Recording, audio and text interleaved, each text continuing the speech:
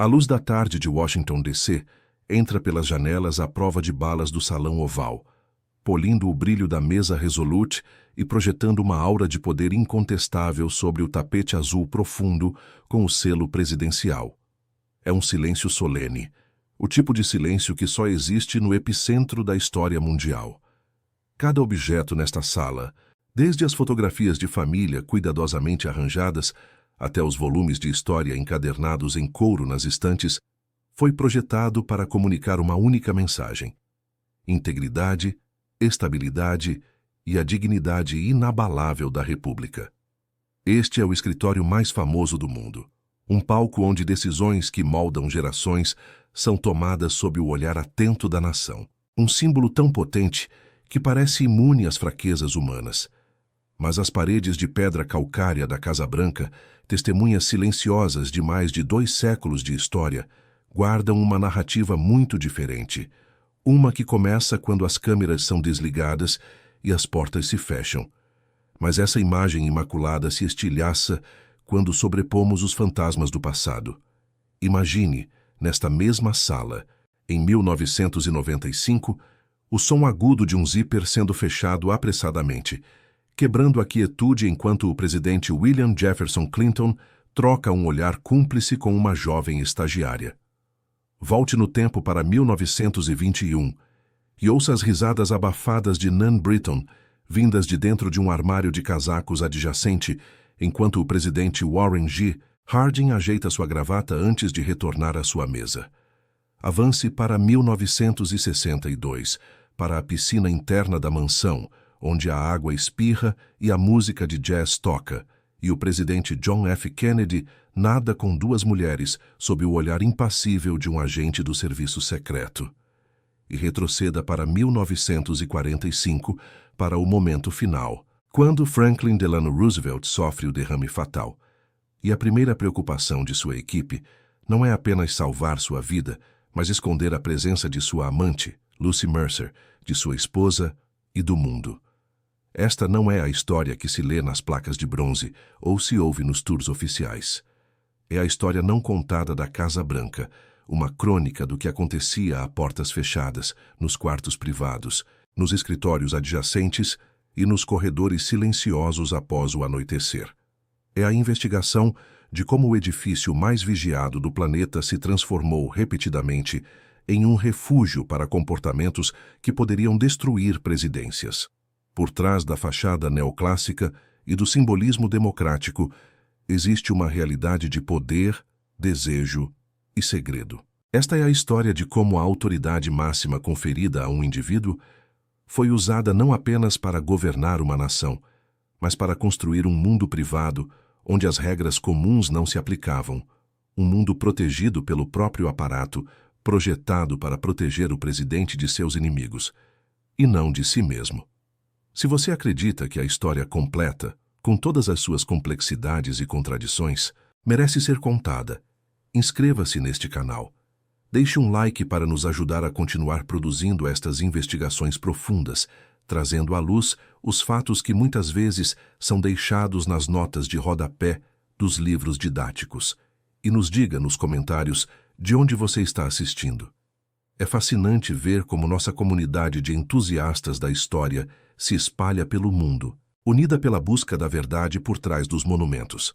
Agora, para entender como a residência mais pública da América se tornou o cenário dos segredos mais íntimos de seus líderes, precisamos primeiro compreender os homens que detinham as chaves não apenas da nação, mas dos quartos onde a história oficial nunca ousou entrar. A jornada começa com o primeiro arquiteto desses mundos duplos, um homem cuja aparência presidencial escondia um apetite por risco que estabeleceria um precedente perigoso. Para desvendar como a Casa Branca se transformou em um palco para segredos presidenciais, devemos primeiro examinar os homens que detinham suas chaves. O primeiro arquiteto de um mundo duplo no século XX foi Warren Gamaliel Harding, o 29º presidente, que assumiu o cargo em 1921. Nascido em Ohio em 1865, Harding personificava a imagem de um líder, alto, distinto e com uma voz ressonante que prometia um retorno à normalidade após a Grande Guerra. Contudo, por trás da fachada afável, existia um homem cronicamente indeciso, cuja maior necessidade era ser amado e aceito. Um contemporâneo o descreveu de forma sucinta, afirmando que ele não era um homem mau, apenas um homem profundamente mediano. Essa mediocridade, combinada com um histórico de casos extraconjugais que o precederam em Washington, incluindo um que resultou em chantagem, criaria a tempestade perfeita dentro dos muros da mansão executiva. A motivação de Harding não era complexa. Era uma mistura crua de uma libido elevada e uma alarmante falta de autodisciplina. Ele acreditava, talvez inconscientemente, que a estatura do seu cargo o elevava acima das consequências que governavam os cidadãos comuns. A Casa Branca, com sua privacidade rigidamente controlada e uma equipe leal, não o reformou. Pelo contrário, ofereceu-lhe a oportunidade ideal para continuar um padrão de comportamento já estabelecido, mas agora com um nível de proteção sem precedentes. Ele presidiu em uma era anterior à mídia de massa, quando a imprensa demonstrava uma deferência quase absoluta pela vida privada dos presidentes. O serviço secreto, ainda em uma fase formativa de seu papel protetor, não possuía o mandato formalizado de hoje para proteger a imagem presidencial. Harding operava, portanto, com uma sensação de impunidade que seria totalmente impensável para seus sucessores apenas algumas décadas depois. Uma década após a morte de Harding, um homem de complexidade muito maior ocupou a residência. Franklin Delano Roosevelt, o 32º presidente, chegou ao poder em 1933. Nascido em uma família aristocrática de Nova York, em 1882, Roosevelt era a personificação do carisma e da autoconfiança. Ele liderou a nação através de suas duas maiores crises, a Grande Depressão e a Segunda Guerra Mundial, com uma habilidade política magistral. Sua longa e árdua batalha contra a poliomielite, que o deixou paralisado da cintura para baixo, forjou nele uma força interior monumental, mas também cultivou um profundo senso de excepcionalismo. Ele era um mestre da manipulação, capaz de projetar uma imagem de vigor e vitalidade enquanto escondia sua severa deficiência física da grande maioria do povo americano, uma proeza de controle de imagem que definiu sua presidência e sua vida privada. O casamento de Roosevelt com sua prima Eleanor era, em sua essência, uma sofisticada parceria política, mas carecia de intimidade emocional, especialmente após um evento divisor de águas em 1918. Naquele ano, Eleanor descobriu um maço de cartas de amor que revelavam o caso de Franklin com a secretária social dela, Lucy Mercer. A descoberta estilhaçou a confiança entre eles, e embora permanecessem casados, passaram a viver vidas emocionais em grande parte separadas. A motivação de Roosevelt para continuar e aprofundar seu relacionamento com Lucy não era mera luxúria, era uma busca genuína por consolo e afeto que ele não encontrava mais em seu casamento. Para ele, Lucy representava um refúgio, um amor profundo e duradouro que ele se recusava a abandonar, independentemente dos riscos políticos que isso representava para sua carreira e seu legado. O contexto de poder de Franklin Roosevelt era quase absoluto. Ele exercia um controle férreo sobre sua imagem pública, uma tarefa monumental em uma era sem televisão. A imprensa, em sua maioria, colaborou ativamente nesse esforço, operando sob um pacto de cavalheiros não escrito. Os jornalistas acreditavam que expor a paralisia do presidente ou seus assuntos pessoais em tempos de crise nacional seria um ato de traição, prejudicando o moral do país. Roosevelt usou esse ambiente protetor para manter Lucy Mercer discretamente em sua vida. Ele providenciou convites para suas posses presidenciais e, de forma mais tocante e arriscada, garantiu que ela estivesse ao seu lado em Warm Springs, Geórgia, nos seus últimos dias, uma presença que teve que ser apressadamente escondida de Eleanor e do mundo no momento de sua morte em abril de 1945. 16 anos depois, a Casa Branca foi habitada por um novo tipo de poder, personificado por John Fitzgerald Kennedy. Eleito em 1960, o 35º presidente tornou-se um símbolo global de juventude, vigor e otimismo, o centro do que viria a ser conhecido como o mito de Camelot. Nascido em 1917 em uma das famílias mais ricas e ambiciosas da América, JFK possuía um carisma lendário e um intelecto afiado que cativavam tanto aliados quanto adversários. No entanto, sob essa superfície polida, havia uma corrente subterrânea de imprudência quase patológica e um avassalador senso de direito. Essa dualidade, a combinação de brilhantismo e perigo, definiria não apenas suas políticas da Guerra Fria, mas também a maneira como ele utilizava a residência presidencial para seus próprios fins, longe dos olhos do público que o idolatrava. As motivações de Kennedy eram um emaranhado complexo de psicologia pessoal e condicionamento familiar.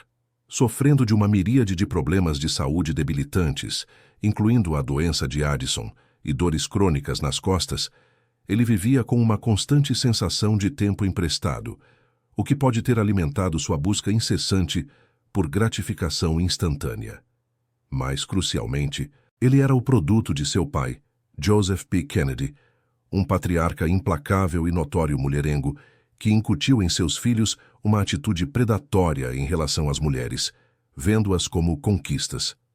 Para JFK, o exercício do poder e a conquista sexual pareciam ser inextricavelmente ligados, uma forma de autoafirmação contra sua fragilidade física e uma continuação do legado dinástico de sua família, onde as regras normais de conduta simplesmente não se aplicavam. O poder de Kennedy para transformar a Casa Branca em seu playground pessoal derivava de uma imagem pública meticulosamente construída e de um aparato de segurança que respondia a seus caprichos. A narrativa de Camelot, com sua jovem e bela família, foi uma obra-prima de relações públicas que criou um escudo de respeitabilidade. Nos bastidores, o serviço secreto, sob a direção de assessores leais como Dave Powers, frequentemente agia mais como facilitador do que como protetor moral, instruído a contrabandear um fluxo constante de mulheres para dentro e para fora da mansão, muitas vezes usando pseudônimos e entradas de serviço. A mídia da época, completamente encantada com o presidente e sua família, voluntariamente ignorava os rumores abundantes que circulavam por Washington, escolhendo preservar o mito em vez de buscar uma verdade inconveniente. 3 décadas mais tarde, a presidência de William Jefferson Clinton apresentaria a colisão final entre o comportamento privado de um presidente e um mundo que não estava mais disposto a olhar para o outro lado. Nascido em 1946, o 42º presidente era um político de talento geracional. Sua empatia, seu intelecto e sua maestria na comunicação o conectaram com milhões de americanos, permitindo-lhe presidir durante um período de paz e prosperidade sem precedentes. No entanto, Clinton era um homem de dualidades marcantes. Ele possuía uma capacidade extraordinária de compartimentalizar sua vida, separando hermeticamente suas imensas responsabilidades públicas de um comportamento privado arriscado que o assombrava desde o início de sua carreira política no Arkansas, com alegações de má conduta que se acumulavam a cada novo cargo que ocupava. As motivações por trás da imprudência de Clinton foram objeto de intensa especulação por biógrafos e psicólogos. A explicação mais comum aponta para uma complexa mistura de narcisismo, uma necessidade insaciável por afirmação e uma compulsão para testar limites, talvez enraizada em uma infância tumultuada. Alegações de má conduta sexual o seguiram de forma persistente, desde o caso com Jennifer Flowers durante a campanha de 1992 até a acusação de assédio de Paula Jones, que eventualmente levaria os investigadores à porta da Casa Branca. O padrão de comportamento não era novo, mas sua continuação no ambiente mais vigiado do planeta demonstrava uma crença perigosa em sua própria capacidade de controlar narrativas e escapar de consequências, um cálculo que se provaria desastrosamente errado no novo cenário da mídia. O contexto de poder que Clinton enfrentou era radicalmente diferente daquele de seus predecessores. A era do pacto de cavalheiros entre a imprensa e a presidência estava morta, substituída por um ciclo de notícias de 24 horas, a ascensão explosiva da internet e uma mídia agressiva e cínica moldada pelo escândalo de Watergate. Não havia mais espaço para segredos. Além disso, seus adversários políticos em um ambiente hiperpartidário estavam mais do que dispostos a usar sua vida pessoal como uma arma política.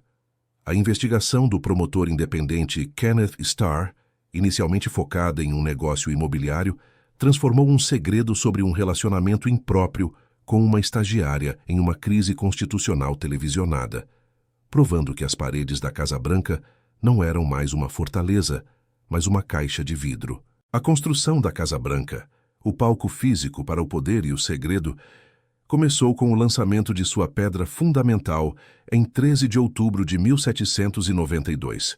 O presidente George Washington supervisionou o projeto, mas nunca residiu nele. Foi John Adams, o segundo presidente, quem se tornou seu primeiro ocupante em 1º de novembro de 1800, mudando-se para uma mansão ainda inacabada. Apenas 14 anos depois, em 1814, a estrutura foi incendiada por tropas britânicas durante a guerra, deixando apenas uma casca enegrecida. A reconstrução imediata e a pintura de suas paredes de arenito, com cal branca para cobrir os danos do fogo, solidificaram seu nome icônico.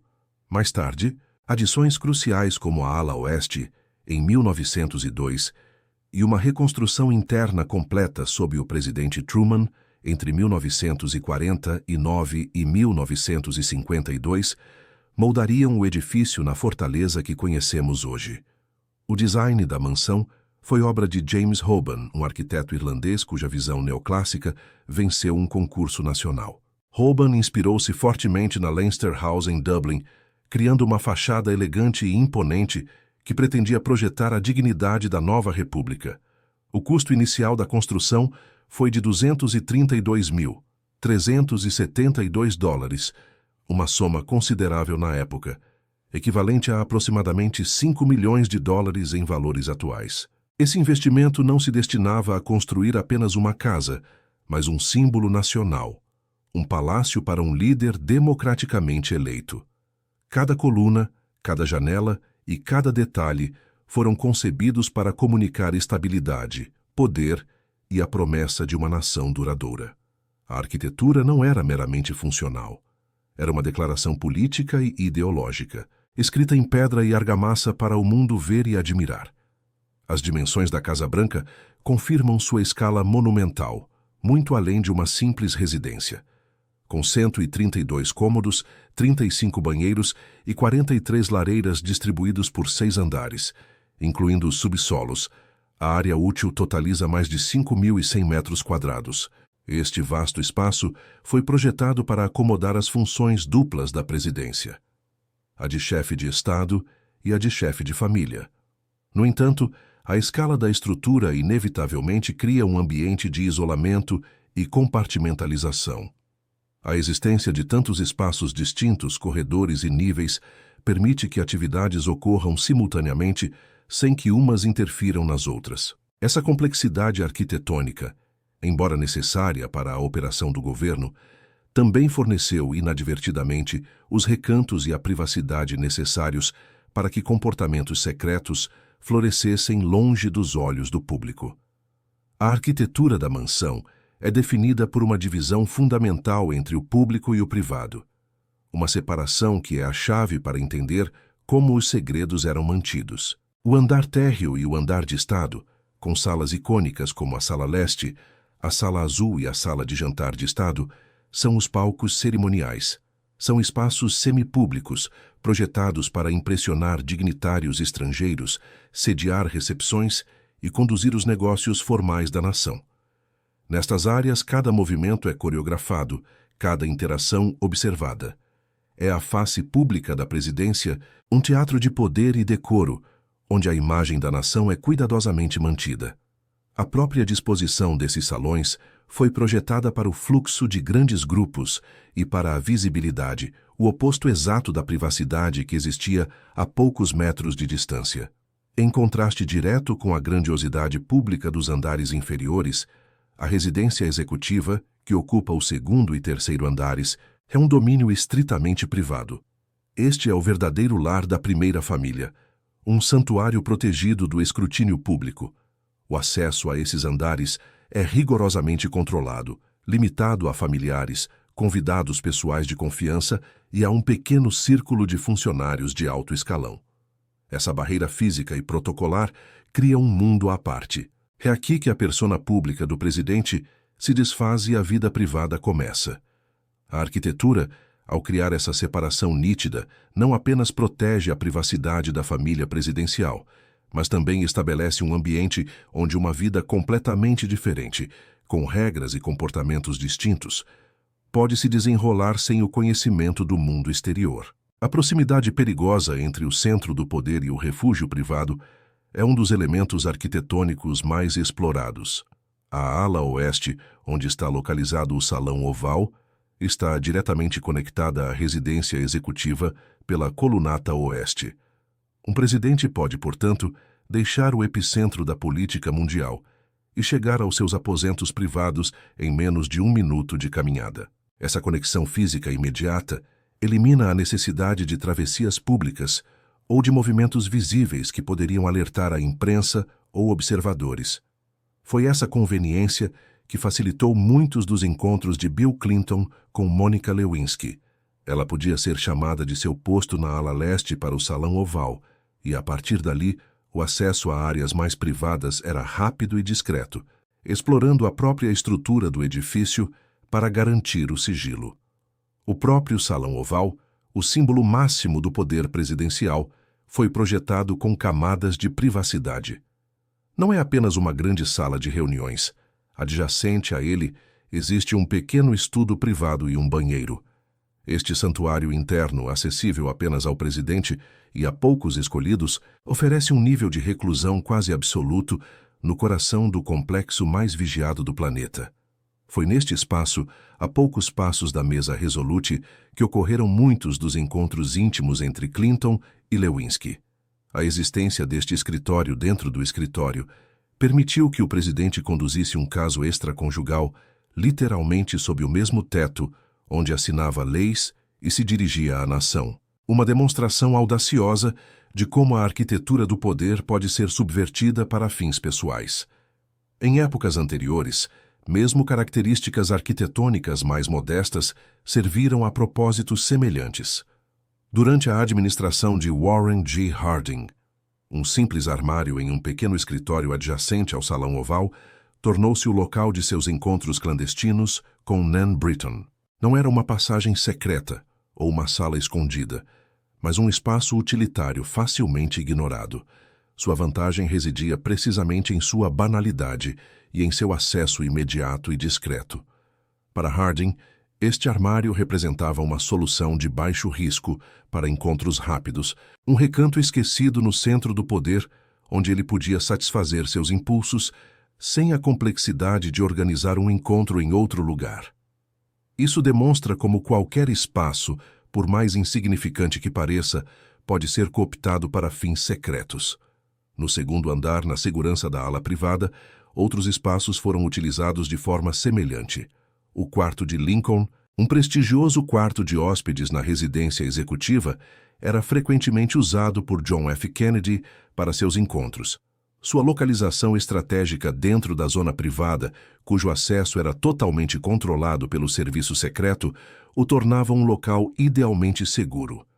Apenas familiares, convidados aprovados e funcionários de confiança podiam chegar a este andar, garantindo que nenhuma visita inesperada ou indesejada pudesse ocorrer.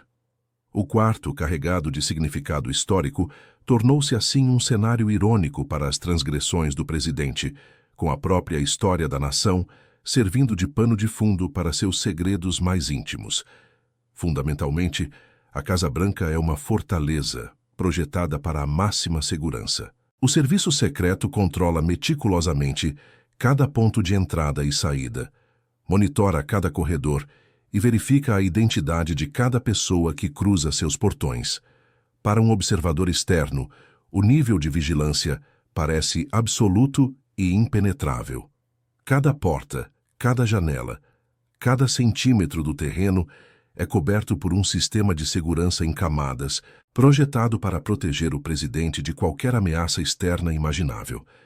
Esta imagem de controle total e onipresença da segurança cria a impressão de que nenhum ato não sancionado poderia ocorrer dentro de suas paredes, uma suposição que ignora a hierarquia de poder que governa a própria instituição.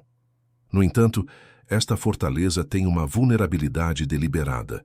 O próprio presidente. Ele está no topo absoluto da cadeia de comando. Se o presidente ordena que um indivíduo seja admitido, o serviço secreto é obrigado a cumprir. O mandato da agência é proteger a pessoa física do presidente, não policiar sua conduta moral ou fazer cumprir protocolos contra sua vontade expressa. Essa autoridade suprema foi a chave que permitiu os excessos de John F. Kennedy. Seus assessores de confiança, como Dave Powers, instruíam rotineiramente os agentes a facilitar a entrada de amantes, muitas vezes usando pseudônimos e entradas de serviço. O aparato de segurança, projetado para ser um escudo, foi assim transformado em um facilitador, tornando os protetores em cúmplices silenciosos. Dessa forma, a arquitetura da Casa Branca, desde sua concepção, continha uma dualidade inerente. Foi construída para ser um símbolo transparente da democracia, mas sua escala, sua divisão entre público e privado e suas camadas de acesso controlado criaram um ambiente perfeitamente adequado para o sigilo. Cada corredor projetado para a eficiência do governo, cada porta destinada a garantir a privacidade da família e cada protocolo de segurança criado para proteger o líder da nação poderiam ser e foram subvertidos. Com a estrutura física e seus sistemas de controle firmemente estabelecidos, o palco estava montado. As paredes estavam prontas para testemunhar o drama humano, as ambições e as fraquezas dos homens que as habitariam. A operação oficial da Casa Branca era, e ainda é, uma máquina social de precisão monumental, sustentada por uma equipe de mais de 400 funcionários em tempo integral. Esta força de trabalho incluía não apenas os 96 membros da equipe executiva, mas uma legião de chefes, mordomos, governantas, eletricistas, encanadores e jardineiros. No topo desta hierarquia doméstica estava o chefe de protocolo, uma figura que orquestrava cada detalhe para garantir que a imagem pública da primeira família e da presidência permanecesse impecável.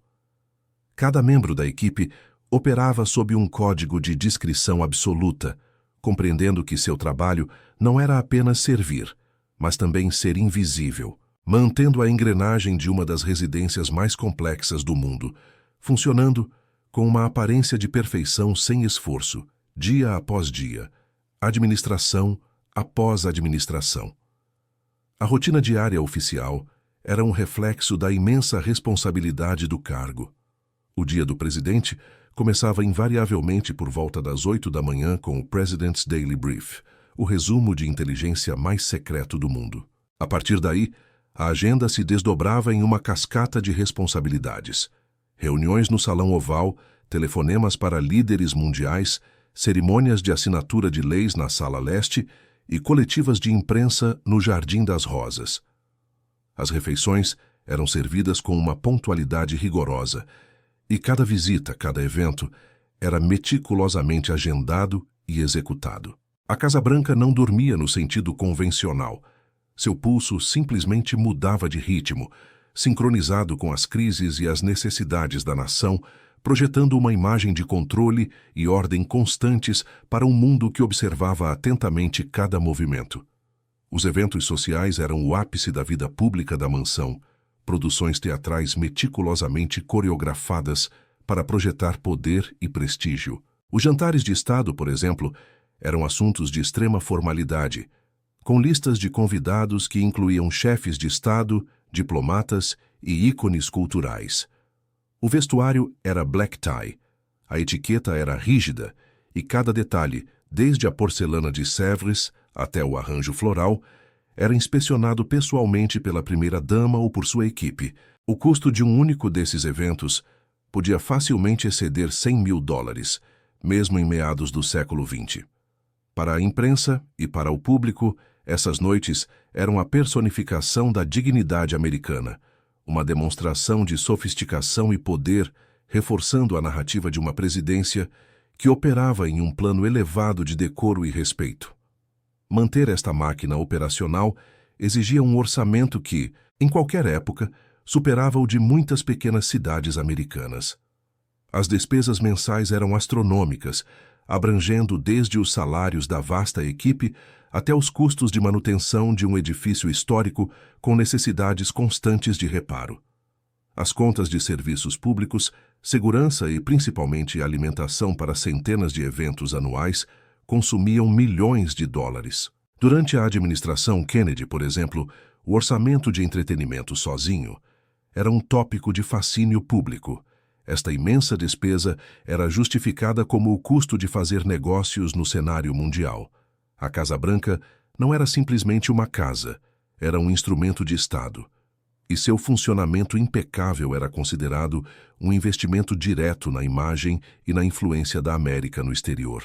A reputação pública da mansão, especialmente nas eras que antecederam o escândalo de Clinton, era cuidadosamente cultivada para ser a de um lar familiar modelo.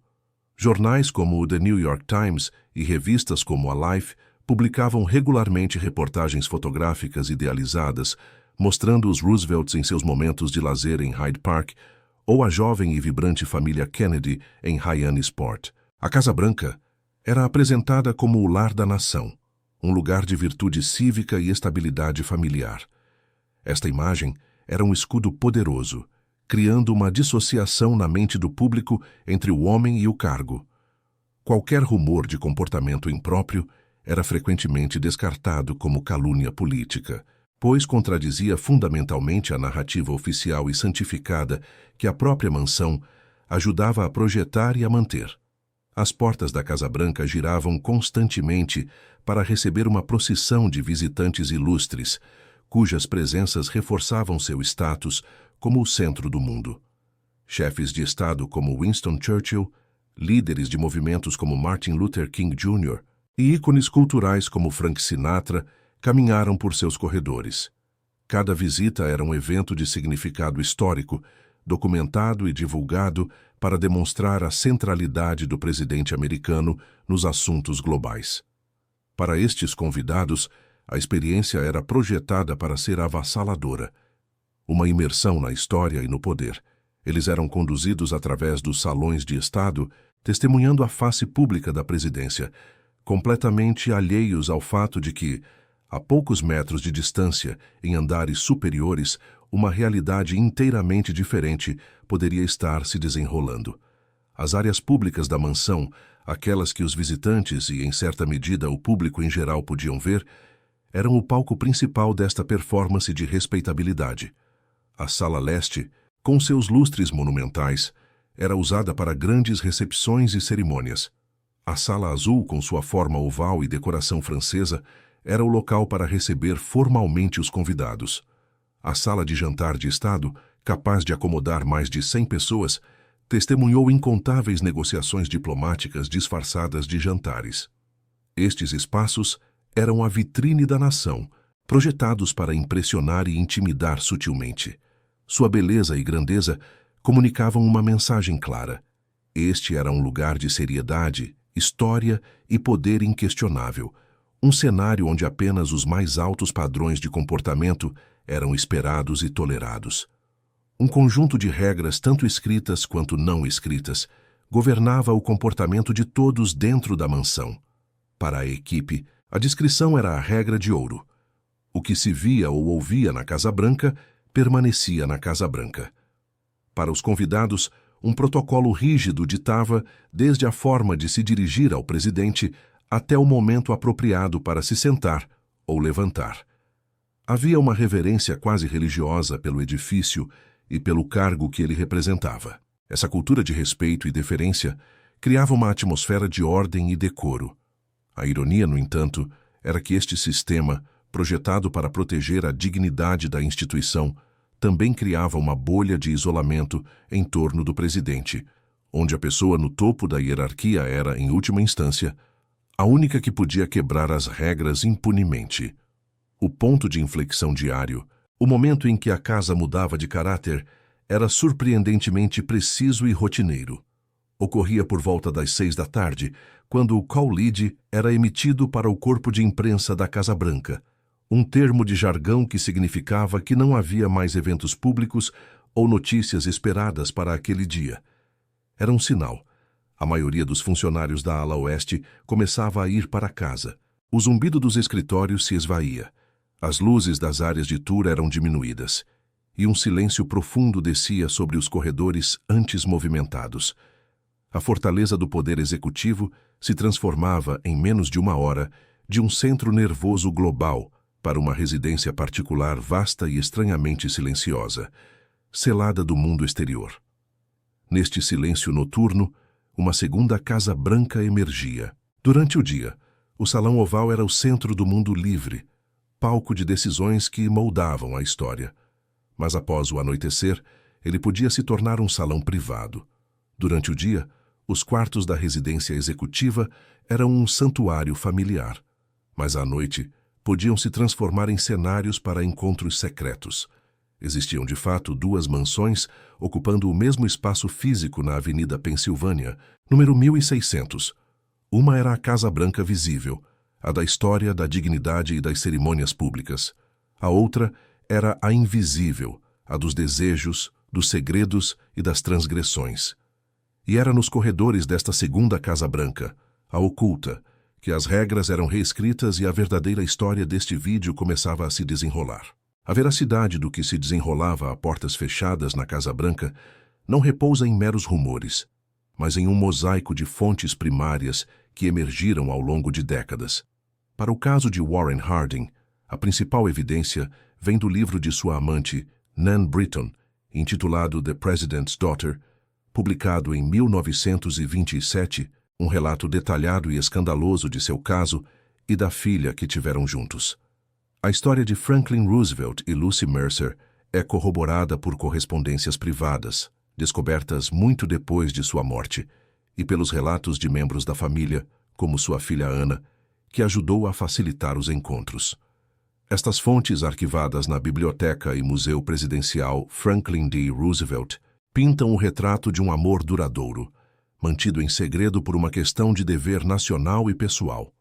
Para os segredos de John F. Kennedy, as fontes são mais fragmentadas e controversas, compiladas principalmente através do jornalismo investigativo de figuras como Seymour Hersh, em seu livro The Dark Side of Camelot, e de testemunhos de ex-agentes do Serviço Secreto e associados. Biografias e documentos desclassificados do FBI confirmam a existência de um padrão de comportamento imprudente, incluindo relacionamentos com mulheres ligadas ao crime organizado. Finalmente, o caso de Bill Clinton é o mais exaustivamente documentado de todos, graças ao relatório Starr, um documento de 445 páginas submetido ao Congresso em 1998. Este relatório, baseado em depoimentos sob juramento, registros telefônicos e evidências físicas, detalha com precisão clínica a natureza, a frequência e a localização de seus encontros com Monica Lewinsky, tornando o privado inegavelmente público. É crucial reconhecer que, embora estas fontes forneçam uma visão sem precedentes, elas não são isentas de lacunas ou vieses. O relato de Nan Britton foi inicialmente descartado como a obra de uma oportunista e só foi validado por testes de DNA décadas mais tarde. As narrativas sobre Kennedy são muitas vezes de segunda mão, filtradas através das memórias e lealdades de outros. Mesmo o relatório Starr, com sua aparência de objetividade forense, foi produzido em um contexto de intensa guerra política. O que emerge, no entanto, é um consenso acadêmico de que a Casa Branca, sob certas administrações, foi de fato usada para facilitar e ocultar transgressões sexuais. O que difere drasticamente entre cada caso não é a existência do segredo, mas a capacidade da instituição e da mídia da época de contê-lo. O sistema de Warren G. Harding era notavelmente simples e impulsivo, um reflexo direto de sua personalidade. Não havia uma organização complexa ou uma conspiração de longo prazo. Em vez disso, eram encontros clandestinos e apressados com Nan Britton, uma jovem de sua cidade natal em Ohio, que o idolatrava. O caso começou antes de sua presidência e simplesmente se transferiu para a Casa Branca. Os encontros ocorriam esporadicamente quando Britton conseguia viajar para Washington. Eram breves, arriscados e movidos por uma falta de disciplina que beirava a autodestruição. O mecanismo de sigilo dependia inteiramente da discrição dos poucos funcionários que poderiam ter notado suas idas e vindas, e da crença de Harding de que o respeito pelo cargo o protegeria de qualquer escrutínio real. Os participantes neste drama eram poucos, mas os riscos eram imensos. A figura central era, obviamente, o presidente Harding, um homem cuja imagem pública de estadista digno contrastava violentamente com seu comportamento privado. Nan Britton era a outra participante principal, uma mulher 29 anos mais jovem, cuja devoção ao presidente a tornava uma parceira disposta, embora vulnerável. Não havia uma rede de facilitadores. A simplicidade do arranjo era sua principal proteção. A motivação de Harding era puramente libidinal e egoísta, enquanto a de Britton parecia ser uma mistura de amor genuíno e fascínio pelo poder. Ela não buscava ganho político ou financeiro, mas a atenção do homem que ela via como uma figura heróica, uma percepção que a realidade dentro da Casa Branca não parecia diminuir. O local específico para estes encontros se tornou lendário em sua banalidade. Um pequeno armário de casacos dentro de um escritório adjacente ao Salão Oval.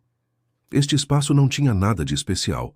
Era um local utilitário, com talvez 1,5 metros de profundidade, destinado a guardar sobretudos e chapéus. Sua única vantagem era a localização estratégica, oferecendo privacidade instantânea a poucos passos do centro do poder mundial. Não havia necessidade de mobília ou preparação. O espaço era usado para encontros íntimos que duravam apenas alguns minutos. A imagem de um presidente dos Estados Unidos usando um armário para um encontro clandestino encapsula perfeitamente a colisão entre a majestade do cargo e a mediocridade do comportamento de Harding, um segredo escondido à vista de todos. O resultado mais significativo e duradouro deste caso secreto foi o nascimento de uma criança, Elizabeth Ann Britton, em 1919. Harding nunca reconheceu publicamente a paternidade, mas, segundo Britton, ele providenciou apoio financeiro secreto através de pagamentos em dinheiro entregues por agentes do serviço secreto. Após a morte súbita de Harding, em 1923, esse apoio cessou, levando Britton a escrever seu livro para se sustentar e provar a linhagem de sua filha. Por décadas, sua história foi vista com ceticismo, mas em 2015, uma análise de DNA confirmou sem sombra de dúvida que Harding era de fato o pai de Elizabeth Ann. A verdade, escondida por quase um século, finalmente emergiu daquele pequeno e discreto armário. O sistema de Franklin Delano Roosevelt era o oposto do de Harding. Não era sobre encontros impulsivos, mas sobre a gestão cuidadosa e de longo prazo de um único e profundo relacionamento extraconjugal. O caso com Lucy Mercer Rutherford, que havia começado décadas antes, continuou durante toda a sua presidência. O mecanismo de sigilo era sofisticado, dependendo de um círculo íntimo de confiança. As visitas de Lucy à Casa Branca eram disfarçadas, muitas vezes sob o pretexto de visitar a filha de Roosevelt, Anna, que estava ciente do relacionamento e agia como facilitadora. As comunicações eram discretas, e a presença de Lucy em eventos era cuidadosamente gerenciada para evitar qualquer sobreposição com a presença de Eleanor Roosevelt, criando uma vida dupla, meticulosamente orquestrada no topo do governo. Os participantes deste segredo formavam um círculo fechado de lealdade e cumplicidade. No centro estavam Franklin e Lucy, cujo vínculo parecia ser de profundo afeto mútuo, um refúgio emocional para um presidente que carregava o peso do mundo e vivia um casamento politicamente funcional, mas emocionalmente vazio. A principal facilitadora era sua filha, Anna Roosevelt, que simpatizava com a solidão de seu pai e acreditava que a companhia de Lucy era essencial para seu bem-estar. Outros membros da equipe de confiança, como sua secretária Grace Tully, também ajudavam a proteger o segredo. A motivação coletiva não era a busca de poder ou prazer ilícito, mas a crença de que a felicidade pessoal do presidente era crucial para sua capacidade de liderar a nação em tempos de crise. Não havia um único local para os encontros de Roosevelt e Mercer, mas sim uma rede de espaços seguros. Ocasionalmente, eles se encontravam na própria Casa Branca, na segurança da residência executiva, quando Eleanor estava ausente. No entanto, o cenário mais significativo foi a pequena Casa Branca, em Warm Springs, Geórgia, o retiro pessoal de Roosevelt para sua terapia de poliomielite. Foi lá, em abril de 1945, que os eventos finais se desenrolaram. Lucy estava com ele quando ele sofreu o derrame fatal. O pânico que se seguiu não foi apenas médico, foi logístico. A primeira prioridade da equipe foi tirar Lucy discretamente da propriedade antes que Eleanor chegasse. Um ato final desesperado para preservar um segredo de décadas, mesmo no momento da morte do presidente. O propósito deste sigilo ia além da mera prevenção de um escândalo pessoal. Na mente de Roosevelt e de seu círculo íntimo, a revelação do caso durante a Grande Depressão, ou a Segunda Guerra Mundial, teria sido catastrófica para o moral nacional. Eles operavam sob a convicção de que o povo americano precisava de um líder que projetasse força e estabilidade inabaláveis, tanto em sua vida pública quanto privada. O pacto de cavalheiros com a imprensa, que concordava em não relatar a paralisia do presidente, estendia-se também à sua vida pessoal. Manter o segredo de Lucy Mercer era, portanto, visto não como um engano, mas como um ato de patriotismo, um sacrifício necessário para proteger a imagem do comandante em chefe e, por extensão, a própria nação.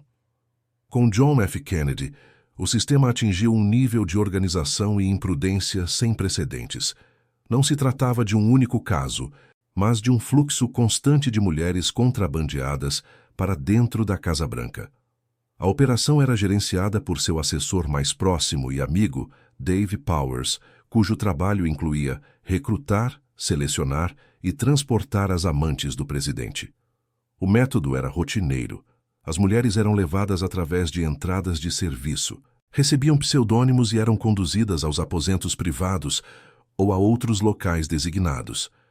O serviço secreto, sob ordens diretas, era cúmplice, instruído a facilitar o processo e a garantir que a primeira-dama, Jacqueline Kennedy, nunca estivesse presente ou ciente.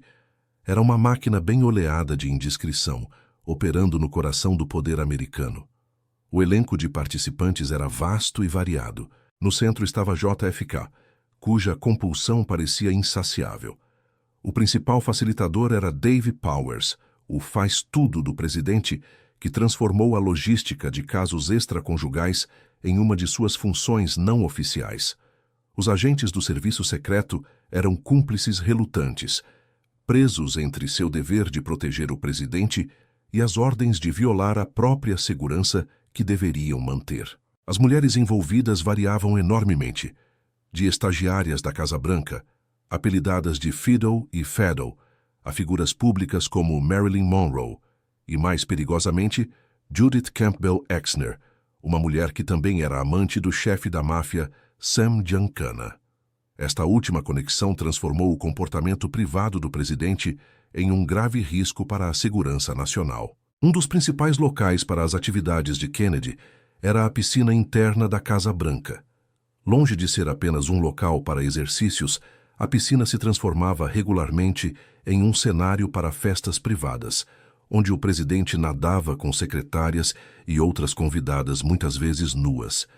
A atmosfera, segundo relatos, era de hedonismo desenfreado, com álcool e música. Agentes do serviço secreto montavam guarda do lado de fora, instruídos a impedir a entrada de qualquer pessoa não autorizada, incluindo a primeira-dama. A piscina, um símbolo de saúde e vitalidade que ajudava a construir a imagem pública de Kennedy, tornava-se à noite o epicentro de seu comportamento mais secreto e arriscado, um mundo aquático de prazer isolado da realidade. Outro espaço cooptado para esses fins foi o histórico Quarto de Lincoln. Localizado no segundo andar, dentro da residência executiva privada, este quarto de hóspedes, com sua mobília da era da Guerra Civil e uma cópia original do discurso de Gettysburg, era um dos espaços mais venerados da mansão. Kennedy, no entanto, o usava regularmente para seus encontros. A ironia era gritante. Um quarto que simbolizava a integridade e o sacrifício de um dos maiores presidentes da América foi transformado em um cenário para as transgressões de outro.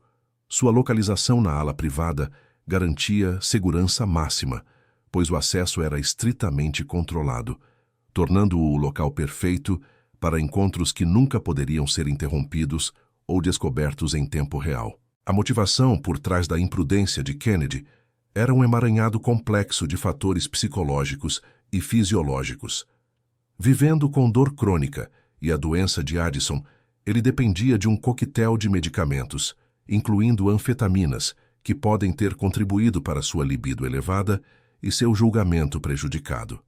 Além disso, ele foi criado sob a influência de um pai que via as mulheres como conquistas e que normalizou a infidelidade. Para JFK, o exercício do poder e a conquista sexual pareciam inextricavelmente ligados, uma forma de afirmar sua virilidade e desafiar a mortalidade que suas doenças o lembravam constantemente. A Casa Branca não criou esse comportamento, mas forneceu o palco e o aparato de segurança para que ele se manifestasse em sua forma mais extrema. Décadas depois, o sistema de William Jefferson Clinton foi, em muitos aspectos, um eco perturbador dos anteriores, mas com uma diferença crucial. Ocorreu sob o olhar implacável da mídia moderna. O caso com Monica Lewinsky não foi uma operação de longo prazo ou um sistema de múltiplas parceiras, mas uma série de 10 encontros íntimos que ocorreram entre novembro de 1995 e março de 1997. A imprudência estava na localização. A maioria desses encontros aconteceu no complexo do Salão Oval. O mecanismo de sigilo era frágil. Dependendo da discrição de Lewinsky e da capacidade de Clinton de usar os privilégios de seu cargo para controlar o acesso e a informação. Uma estratégia que se provaria desastrosamente inadequada. Os participantes desta crise constitucional eram poucos, mas seus papéis foram ampliados para uma audiência global. Bill Clinton, o político talentoso com uma fraqueza por comportamento de risco. Monica Lewinsky, a jovem estagiária de 22 anos que se viu envolvida em um relacionamento de poder desequilibrado e, posteriormente, no centro de uma tempestade política. A terceira figura crucial foi Linda Tripp, a colega de trabalho de Lewinsky, que secretamente gravou suas confissões, fornecendo a evidência que transformaria o caso em um escândalo. E, finalmente, Kenneth Starr, o promotor independente cuja investigação sobre outros assuntos de Clinton o levou diretamente a este segredo, armado com o poder de intimação para forçar a verdade a vir à tona. O epicentro físico do escândalo foi o pequeno estudo privado e o banheiro adjacente ao Salão Oval. Este espaço, projetado para oferecer ao presidente um momento de reclusão para fazer anotações ou telefonemas privados, tornou-se o cenário para a maioria de seus encontros com Lewinsky. Com menos de 10 metros quadrados, o estudo era um santuário dentro do santuário. A porta podia ser fechada, isolando-o completamente do escritório principal, onde os negócios da nação eram conduzidos. A existência deste espaço permitiu que Clinton se envolvesse em um comportamento que, se realizado no próprio Salão Oval, teria sido quase certamente observado por assessores ou pela equipe. Foi a arquitetura da privacidade dentro do poder que tornou o caso fisicamente possível. Os eventos que ocorreram nesses espaços foram detalhados com precisão gráfica no relatório Starr. Os encontros envolviam atos de sexo oral, enquanto o presidente estava frequentemente ao telefone, conduzindo negócios de Estado. O momento mais infame, que forneceria a prova física irrefutável, ocorreu em fevereiro de 1997, quando Clinton manchou um vestido azul de Lewinsky com seu sêmen. Ela, por conselho de Linda Tripp, não lavou o vestido. Essa peça de roupa, guardada como um souvenir, tornou-se a pistola fumegante da investigação. Quando o FBI a obteve, a análise de DNA confirmou a mentira de Clinton sob juramento de que ele nunca tivera relações sexuais com a estagiária, transformando um caso privado em um ato de perjúrio. O que diferenciou o escândalo de Clinton não foi o ato em si, mas a tentativa de encobrimento em um ambiente legal e midiático que não tolerava mais segredos presidenciais. Quando processado por assédio sexual por Paula Jones em um caso civil não relacionado, Clinton foi questionado sob juramento sobre seu relacionamento com Lewinsky e negou. Esse ato de perjúrio e a subsequente acusação de obstrução da justiça ao tentar convencer Lewinsky a mentir também, formaram a base para seu impeachment. O segredo não pôde ser contido. A investigação de Starr, a traição de Tripp e a existência de provas físicas destruíram a barreira que havia protegido presidentes anteriores, expondo não apenas o comportamento do homem, mas a vulnerabilidade da instituição. A consequência mais duradoura e trágica recaiu sobre Monica Lewinsky. Transformada da noite para o dia em uma figura de escárnio global, ela foi submetida a um nível de humilhação pública sem precedentes na era da internet. Retratada como uma sedutora ou uma tola, sua humanidade foi apagada, sua perspectiva ignorada. Ela se tornou um símbolo, um peão em uma batalha política maior, enquanto o homem no poder, apesar de sofrer um impeachment, conseguiu manter seu cargo e, eventualmente, reabilitar sua imagem. A história de Lewinsky serve como um lembrete brutal do desequilíbrio de poder inerente a esses casos e de como, quando os segredos da Casa Branca vêm à tona, o custo raramente é pago igualmente por todos os envolvidos. Ao longo de quase 80 anos, os padrões de comportamento se repetiram. Mas o resultado mudou drasticamente. O que começou com os segredos sussurrados de Harding em um armário, protegidos por uma imprensa deferente, evoluiu para o caso cuidadosamente gerenciado de Roosevelt, protegido pelo imperativo da guerra. Atingiu um pico de imprudência organizada sob Kennedy, protegido pelo mito de Camelot, e, finalmente, implodiu sob Clinton, quando as paredes da Casa Branca não conseguiram mais conter a verdade em um mundo de notícias 24 horas e investigações implacáveis. Cada caso revela não apenas a fraqueza do homem, mas a evolução do poder presidencial e sua relação com a verdade, estabelecendo o palco para as crises e as consequências que redefiniriam para sempre a presidência. O escândalo de Warren G. Harding nunca se tornou público durante sua vida. Os mecanismos de sigilo eram produtos de sua época. Uma imprensa profundamente deferente que considerava a vida privada de um presidente fora dos limites e a ausência de adversários políticos dispostos a usar tal informação como arma. O segredo era mantido não por um sistema complexo, mas pela inércia cultural e pelo respeito ao cargo. No entanto, a tensão de uma vida dupla, combinada com o estresse de uma presidência marcada por outras corrupções, como o escândalo do Teapot Dome, cobrou seu preço. Em 2 de agosto de 1923, durante uma viagem pela costa oeste, Harding morreu subitamente de um ataque cardíaco aos 57 anos. Ele morreu celebrado, com seu segredo mais íntimo ainda intacto. O funeral foi um evento de estado grandioso, e os obituários o lamentaram como um líder amado, completamente alheios à verdade que emergiria anos mais tarde. Após a morte de Harding, as consequências recaíram sobre Nan Britton. Com o apoio financeiro secreto cessado, ela publicou seu livro A Filha do Presidente em 1927, revelando o caso para um público chocado, embora cético. Da mesma forma, o segredo de Franklin Roosevelt foi mantido até depois de sua morte, em 12 de abril de 1945. A proteção aqui foi ainda mais robusta, cimentada pelo imperativo de unidade nacional durante a Grande Depressão e a Segunda Guerra Mundial. A imprensa, em um pacto de cavalheiros, colaborou ativamente para proteger a imagem do presidente. Após seu derrame fatal em Warm Springs, A prioridade imediata de sua equipe foi remover Lucy Mercer do local antes da chegada de Eleanor, um último ato de sigilo que garantiu que o presidente morresse com sua reputação pública imaculada, preservando a narrativa de um casamento exemplar para uma nação em luto. Os segredos de John F. Kennedy também permaneceram ocultos durante sua presidência, protegidos por uma combinação da mística de Camelot, a lealdade férrea de seus assessores e uma mídia completamente cativada. O custo deste sigilo, no entanto, foi um risco de segurança nacional sem precedentes, exemplificado por seu relacionamento com Judith Campbell Exner, a amante compartilhada com o chefe da máfia Sam Giancana. O potencial para a chantagem era imenso, mas nunca se materializou em uma crise pública. Seu assassinato em 22 de novembro de 1963 encerrou abruptamente sua presidência, congelando seus segredos no tempo. Ele foi enterrado como um mártir, um ícone de esperança e virtude.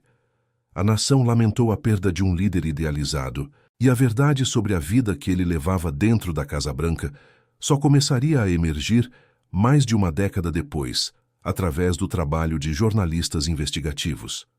A revelação póstuma dos casos de Harding e Kennedy demonstrou que os segredos presidenciais raramente permanecem enterrados para sempre. No entanto, foi a crise de William Jefferson Clinton que marcou a mudança sísmica, a colisão final entre o comportamento privado de um presidente e um mundo que não estava mais disposto a olhar para o outro lado. O escândalo não foi revelado pela imprensa, mas desencadeado por um processo legal. Em janeiro de 1998, a investigação do promotor independente Kenneth Starr, originalmente focada em outros assuntos, foi expandida para incluir alegações de que Clinton havia mentido sob juramento sobre seu relacionamento com Monica Lewinsky durante uma deposição no processo de assédio sexual de Paula Jones. As evidências eram irrefutáveis. Fitas gravadas secretamente por Linda Tripp e, eventualmente, o infame vestido azul com provas de DNA. A reação foi imediata e explosiva.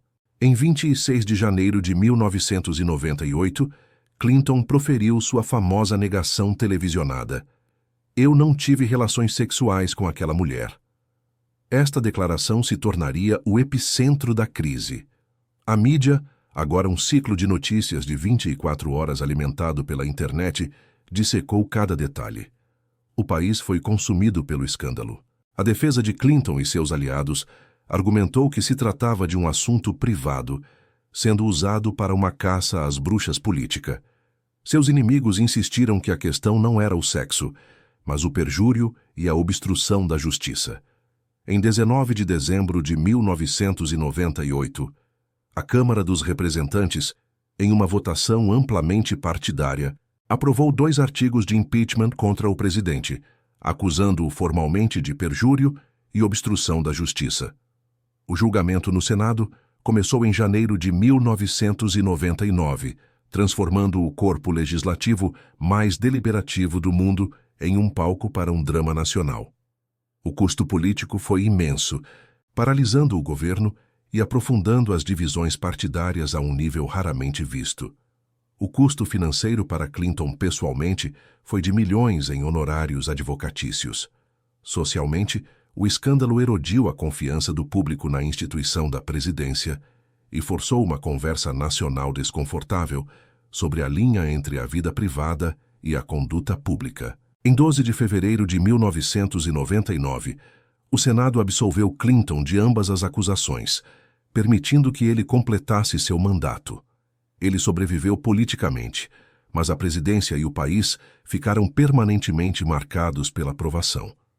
As consequências mais duradouras, no entanto, foram sentidas de forma desigual. Enquanto Bill Clinton eventualmente reabilitou sua imagem, tornando-se uma figura global respeitada, Monica Lewinsky foi submetida a uma humilhação global. Ela se tornou a primeira pessoa a ter sua reputação completamente destruída em escala mundial pela internet nascente, transformada em um objeto de escárnio e ridículo. O caso não levou a reformas legislativas diretas, mas mudou para sempre as regras não escritas do engajamento político e midiático. Qualquer futuro candidato à presidência agora operaria sob a suposição de que nenhum aspecto de sua vida estava verdadeiramente fora dos limites. O caso solidificou a morte do Pacto de Cavalheiros e inaugurou uma nova era de escrutínio implacável. Assim, a história dos segredos da Casa Branca é uma crônica de consequências crescentes. O que começou como um segredo pessoal de Harding, que morreu sem ser exposto, evoluiu para os casos de Roosevelt e Kennedy, mantidos em nome da estabilidade nacional e do mito, mas que representavam riscos significativos. Finalmente, culminou na crise de Clinton, onde a colisão entre comportamento privado, um sistema legal adversário e uma mídia insaciável quase derrubou uma presidência. A própria Casa Branca, a estrutura física, permaneceu inalterada, mas seu significado como um santuário de privacidade foi estilhaçado. As paredes que antes protegiam os segredos dos presidentes agora se tornaram um lembrete de que, na era moderna, não há mais lugar para se esconder. A Casa Branca, como entidade física, sobreviveu a todos os seus ocupantes e aos segredos que eles guardavam. Hoje, a mansão continua a ser a residência oficial e o principal local de trabalho do presidente dos Estados Unidos, mas é também, tecnicamente, propriedade do Serviço Nacional de Parques, operando como um museu vivo da história americana. Embora a fachada neoclássica de James Hoban permaneça icônica e praticamente inalterada desde sua reconstrução após o incêndio de 1814, o interior foi drasticamente transformado. A mais significativa dessas mudanças foi a reconstrução completa sob o presidente Harry S. Truman, entre 1949 e 1952, quando toda a estrutura interna foi desmontada e reconstruída com uma estrutura de aço. Esta intervenção massiva, embora necessária para a preservação do edifício, alterou para sempre a disposição exata de muitos dos espaços que testemunharam os eventos do início do século XX. Atualmente, a mansão recebe aproximadamente 30.000 visitantes por semana em tours públicos gratuitos, mas o acesso é estritamente limitado. Os visitantes são guiados apenas através de uma seleção de salas cerimoniais no andar térreo e no andar de estado, como a Sala Leste e a Sala Azul. A residência executiva nos andares superiores e a ala oeste, incluindo o Salão Oval, permanecem totalmente restritas ao público. A narrativa apresentada durante estas visitas é cuidadosamente curada, focando na história oficial na arquitetura e nas funções cerimoniais do edifício. Os escândalos, as transgressões e as complexas vidas privadas de seus antigos ocupantes são deliberadamente omitidos. Os guias falam de decisões políticas e recepções de Estado, não de encontros clandestinos ou de crises constitucionais nascidas de segredos pessoais. A história contada ao público é a da instituição, não a dos homens falíveis que a habitaram. O destino dos locais específicos dos escândalos reflete esta divisão entre a história pública e a privada. O Salão Oval e seu estudo adjacente, palco do escândalo Clinton, ainda existem e funcionam como o centro nevrálgico do poder executivo, mas são inacessíveis ao público. O quarto de Lincoln, usado por John F. Kennedy, permanece como um dos quartos de hóspedes mais prestigiosos da residência, sua história secreta completamente subsumida por sua associação com o 16º presidente. O modesto armário de Warren G. Harding, no entanto, foi perdido para a história. A configuração exata do escritório adjacente ao Salão Oval da década de 1920 foi completamente erradicada durante as subsequentes renovações da ala oeste e, mais definitivamente, pela reconstrução de Truman. O espaço físico da transgressão de Harding não existe mais, tornando-se um fantasma arquitetônico dentro da mansão. O impacto mais duradouro destes eventos não foi na arquitetura, mas na própria instituição da presidência e na sua relação com a imprensa e o público. O escândalo de Clinton, em particular, marcou o fim irrevogável do Pacto de Cavalheiros que havia protegido Roosevelt e Kennedy. A ascensão do ciclo de notícias de 24 horas e da internet criou um ambiente de escrutínio implacável. O impeachment, embora tenha resultado em absolvição, estabeleceu um precedente. A conduta privada de um presidente, se envolvesse perjúrio ou obstrução da justiça, era agora um terreno legítimo para investigação criminal e ação política. A Casa Branca deixou de ser uma fortaleza capaz de conter segredos.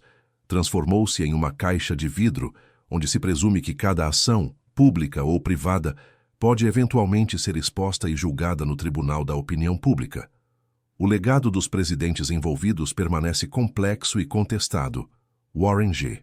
Harding é amplamente lembrado como um dos piores presidentes, sua administração manchada pela corrupção do escândalo Teapot Dome e por sua indiscrição pessoal, agora confirmada pelo DNA. Franklin Delano Roosevelt continua a ser um gigante histórico, com seu caso com Lucy Mercer, visto por muitos biógrafos como uma nota de rodapé complexa, mas que não diminui suas realizações monumentais. John F. Kennedy personifica um legado duplo. O mito de Camelot, de esperança e vigor, coexiste desconfortavelmente com as revelações póstumas de um comportamento imprudente que colocou a segurança nacional em risco. E William J. Clinton é lembrado por uma era de paz e prosperidade, mas sua presidência está inextricavelmente ligada à mancha do impeachment, uma dualidade que continua a definir sua figura na história americana. Em última análise, a história dos segredos da Casa Branca revela menos sobre o edifício e mais sobre a natureza mutável do poder, da privacidade e da responsabilidade na América. A mansão serviu como um palco onde a nação projetou seus ideais de liderança, ao mesmo tempo em que confrontava as realidades da falibilidade humana. A progressão de um segredo guardado por décadas para um escândalo transmitido globalmente não reflete uma mudança na moralidade dos presidentes, mas sim uma profunda transformação na sociedade que eles governam. Uma sociedade cada vez menos disposta a aceitar uma divisão entre a persona pública e o comportamento privado de seus líderes. Isso levanta uma questão fundamental sobre a preservação histórica. Ao visitarmos estes salões, que história devemos contar? A versão sanitizada que inspira ou a verdade complexa e muitas vezes desconfortável que nos ensina? A Casa Branca permanece como o símbolo máximo do poder americano, suas paredes brancas projetando uma imagem de integridade inabalável. No entanto, como vimos, esses mesmos corredores e salões foram palco das mais profundas fragilidades humanas, transformando o epicentro da democracia em um refúgio para segredos que quase derrubaram presidências. A questão que permanece é: a conduta privada de um presidente, mesmo dentro da residência oficial, é irrelevante para seu dever público, ou o uso do poder e do aparato de Estado para ocultar segredos pessoais é uma traição fundamental do cargo? Deixe sua opinião nos comentários. Se esta exploração da história não contada por trás dos monumentos mais famosos do mundo despertou sua curiosidade, inscreva-se em nosso canal para mais investigações que buscam a verdade completa, não apenas a versão oficial que lemos nos livros de história. Obrigado por assistir.